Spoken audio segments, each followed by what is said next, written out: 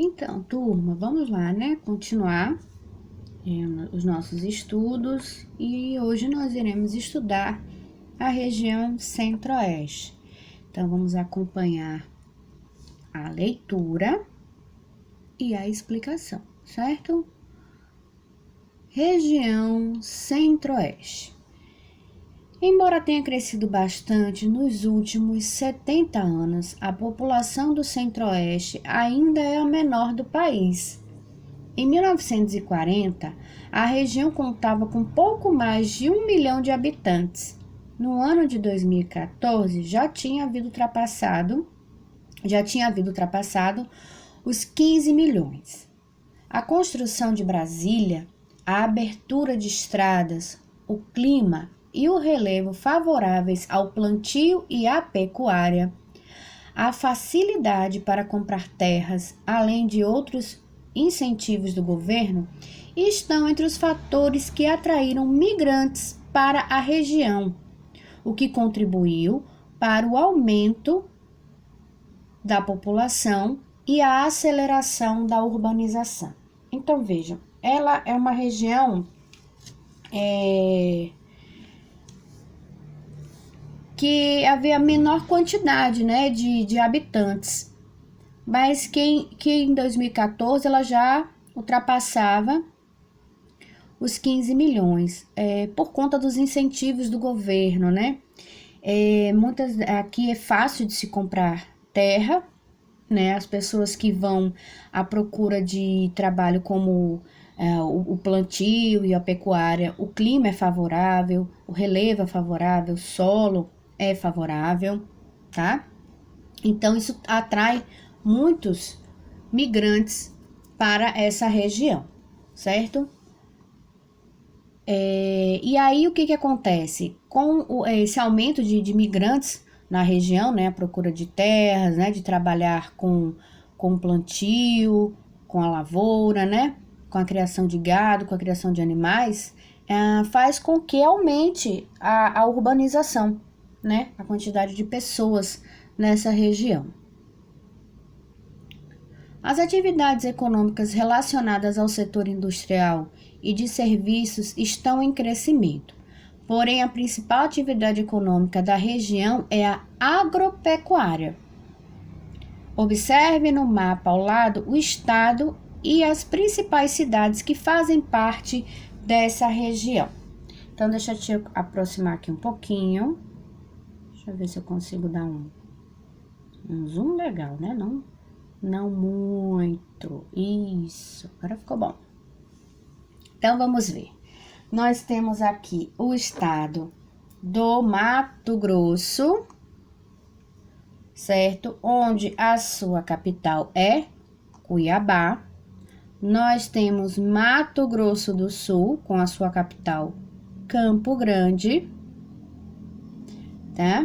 E nós temos também Goiás, com sua capital Goiânia, e o Distrito Federal, que é onde está localizada a capital do país, que é Brasília, certo?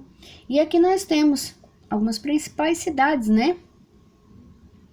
Então, nós temos aqui, no Mato Grosso, Alta Floresta, São Félix do Araguaia, Porto dos Gaúchos, Jauína, Rondonópolis, Cáceres, Barra do Garças, desculpa. Em Goiás, nós temos Jataí, Rio Verde, Caldas Novas, Anápolis, entre outras aqui, né? No Mato Grosso do Sul, nós temos Corumbá, Aquidauança, Porto Murtinho, Três Lagoas, né? E aí existem várias cidades, né? Bem importantes nessa região. Então, vocês irão responder a primeira questão, tá? E faremos a correção na próxima aula. Agora, vamos analisar aí a segunda questão. Por que a construção de Brasília atraiu migrantes para essa região? troco ideias com os colegas e o professor. Então, a professora aqui, né, infelizmente não pode estar junto com vocês, vai esclarecer essa questão, né, vai explicar. Então, como qualquer construção de qualquer cidade, né, expansão de qualquer região, atrai muitas pessoas à procura de quê? De melhores condições de vida, né? Impossibilidade de empregos, né? Em oferta de uma educação melhor, de saúde, de lazer, de serviços. Então, se, vamos dizer, abre uma porta, né? Uma oportunidade, uma nova região, então as pessoas vão à procura também de novas possibilidades, né? De novas maneiras de trabalhar, de melhores condições de trabalho, melhores condições de vida, né? E isso que aconteceu com a construção de Brasília. Atraiu muitas pessoas para essa região, né? Para a cidade, né? Para Brasília e as cidades ao redor, né? E até a criação de novas cidades, né? Cidades menores, a partir também da construção de Brasília, né? Nós temos aí a coleção de palavras, né? Agropecuária. O que significa agropecuária, né? Agropecuária ela é uma palavra que ela é formada pela junção de duas palavras, né? Agricultura e pecuária. E ela vai designar um conjunto de atividades associadas ao cultivo, à agricultura, né? E à criação de animais, que é a pecuária, a agropecuária. A gente escuta também muito, né, o agronegócio, né, a gente escuta na televisão, né?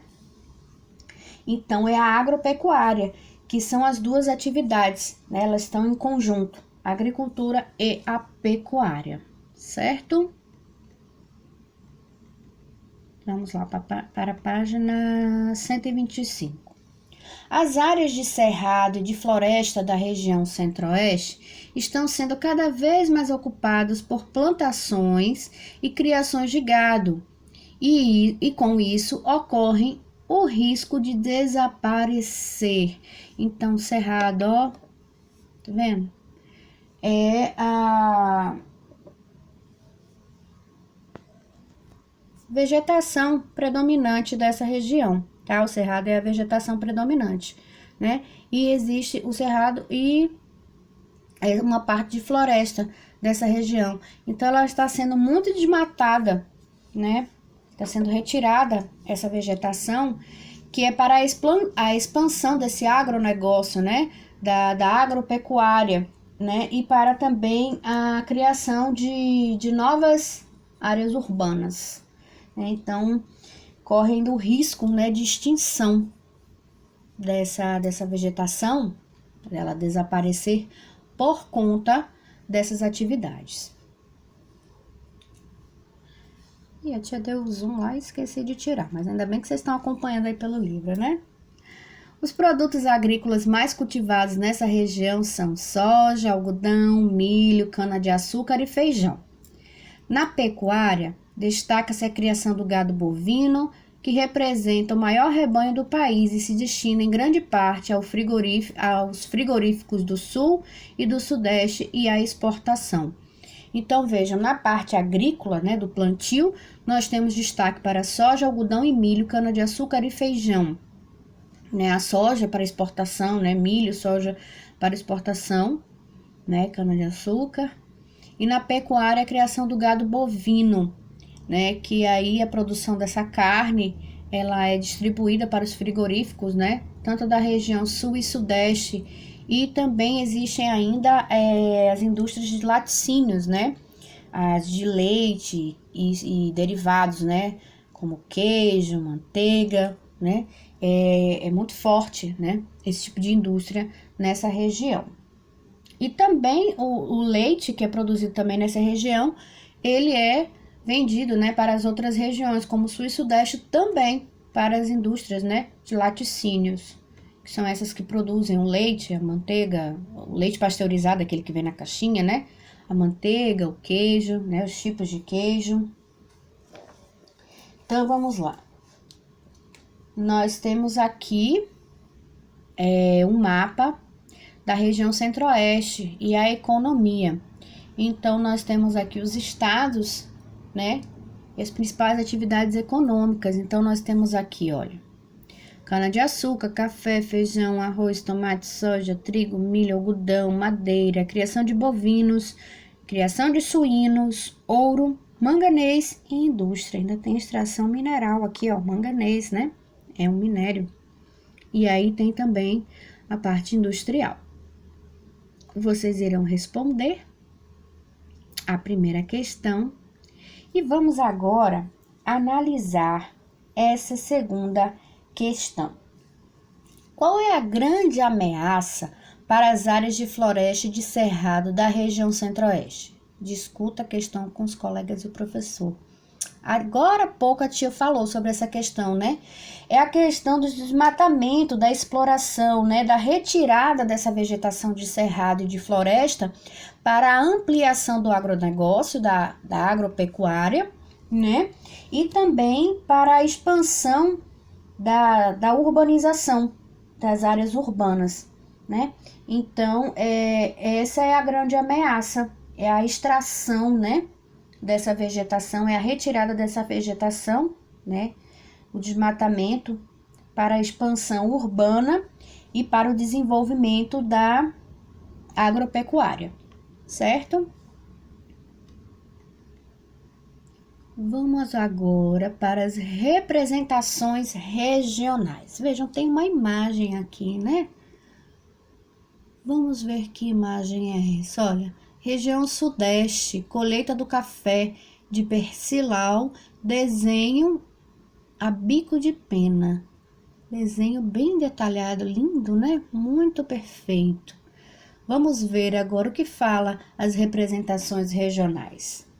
Também podemos conhecer e estudar aspectos das regiões brasileiras por meio de representações gráficas, fotos, desenhos, filmes, charges, entre outras. Nas décadas de 1950 e 1960, o desenhista Percilau retratou costumes e aspectos do Brasil com desenhos a bico de pena, que mais tarde foram agrupados e publicados pelo IBGE. Observe como ele retratou, naquele período, aspectos sociais e econômicos das regiões brasileiras. Então, vejam, a primeira imagem que nós vimos aí, ela é a colheita do café na região sudeste. Vejam como era feita, tá vendo? Ele retrata as questões econômicas, né, de cada período, né? E nesse caso ele retratou entre as décadas de 1950 e 1960. Aí é a colheita de café feita manualmente, tá vendo, ó?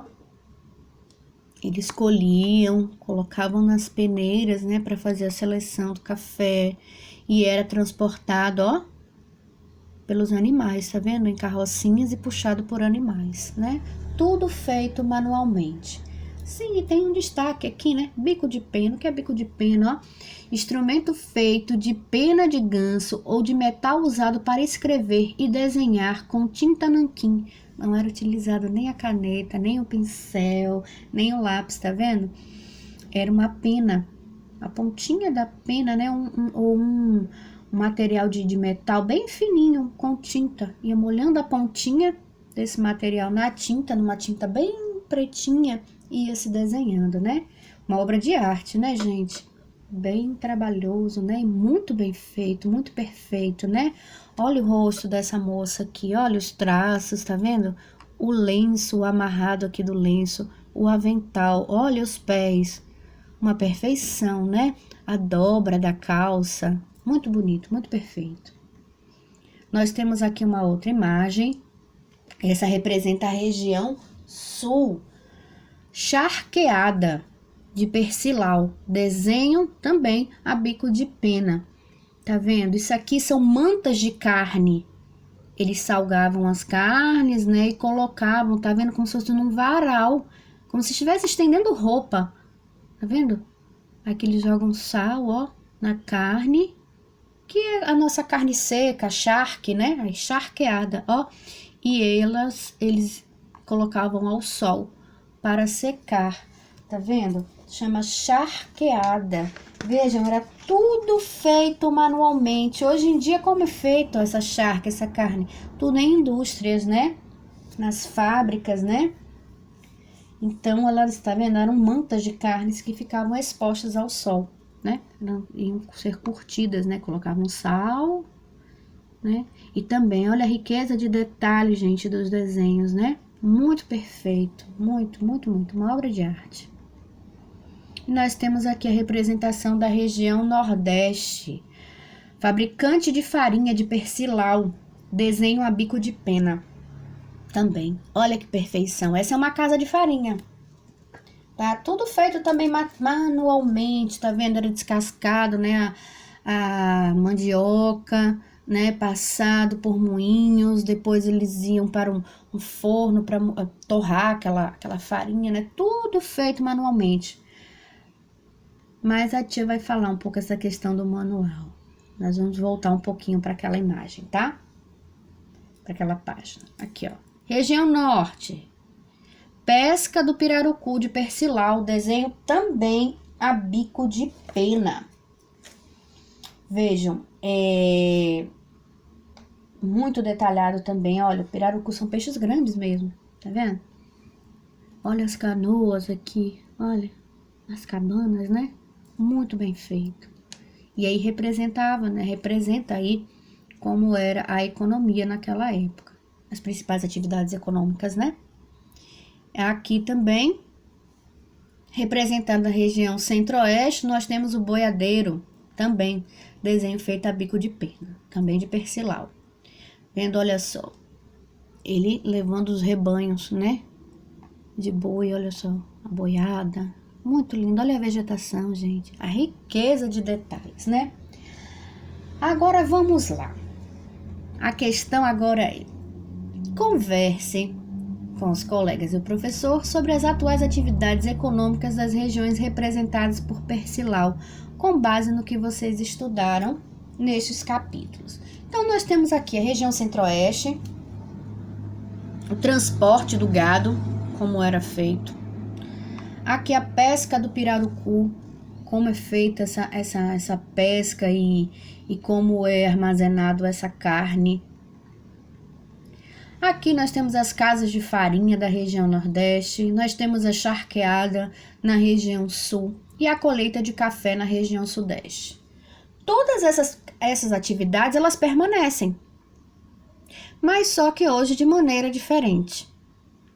A colheita do café, ela é mecanizada, mas ainda também existe a colheita manual, né? Pequenos produtores de café ainda fazem a sua colheita de maneira manual.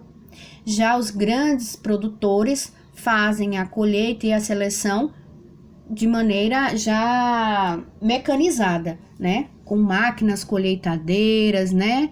Que fazem a seleção do grão, a secagem, já é. Mas ainda existe a colheita manual. A charqueada. Hoje quem faz a charque são as indústrias, né? São os grandes frigoríficos que fazem a seleção da carne, o corte e que produzem a charque, a carne seca. Mas ainda os pequenos produtores, aqueles que têm uma pequena rocinha, né? Ainda produzem a charque dessa maneira, de maneira artesanal. Hoje é chamado, né? Produção artesanal. A casa de farinha também. As indústrias já produzem a farinha, mas ainda existem algumas roças que as pessoas ainda têm casa de farinha e que produzem sua própria farinha. Produzem para o próprio consumo e até mesmo, quando produzem bastante, vão à feira local e podem comercializar nas feiras próximas, né? As suas propriedades rurais. Nós temos aqui a pesca do pirarucu. Hoje, o que acontece? Ela não é mais de maneira predatória, assim, pode ser pescado a qualquer momento. Hoje já se tem o cuidado, né, para que não ocorra a extinção, né, desse peixe, né. Hoje ela é feita de forma sustentável, né, com o cuidado de preservar, né, os animais. A população ribeirinha, né, que são os pescadores, já recebem orientação de como fazer, de qual deve ser a época da pesca do pirarucu, né? Hoje já melhorou muito, né? É de maneira organizada e não predatória, né? Colocando o animal em risco de extinção, o peixe, né? Em risco de extinção. Então, tanto ajuda a natureza, como também ajuda aos ribeirinhos, né? Aos pescadores. E nós temos aí, ó, o boiadeiro, né? Que hoje, esse transporte dos animais, eles são transportados em caminhões, né? Mas ainda existe também, né, os pequenos produtores, né? Que tem o seu gadinho, tem o seu animal, e que quando faz a venda, comercializa, faz uma troca, eles ainda transportam seus animais assim. Agora, quando as distâncias são pequenas distâncias, né? Quando são distâncias maiores, precisa se fretar um transporte para poder transportar o animal, certo? Então, percebam que todas essas atividades, elas hoje são mecanizadas, né? Já estão bem modernas, mas que ainda continua também. Algumas delas ainda continuam de maneiras, vamos dizer assim, artesanal, manual, né? Agora, o que não continua ainda, mas não é dizer que não ocorre, que é 100%, né? É a pesca do pirarucu, tá? Que hoje ela já existe lei, né? Essa questão do predatório, né? De pescar fora do período, né? Que os pescadores podem ser multados, né? Mas que ainda ocorre, né? Alguns ainda pescam, né? Fora, mas já é bem controlada essa questão da pesca, certo? Então, aqui, essa segunda questão, a tia nem colocou na agenda, porque a gente responderia agora mesmo, durante o vídeo. Prestem atenção no que a tia vai falar, no que eu expliquei agora, né? Então, vamos lá. Temos aí a região sudeste, com a colheita do café. Na imagem mostra como era na década de 1950, no 1960, e como é atualmente. A tia explicou, né? Ela é feita através de máquinas, né?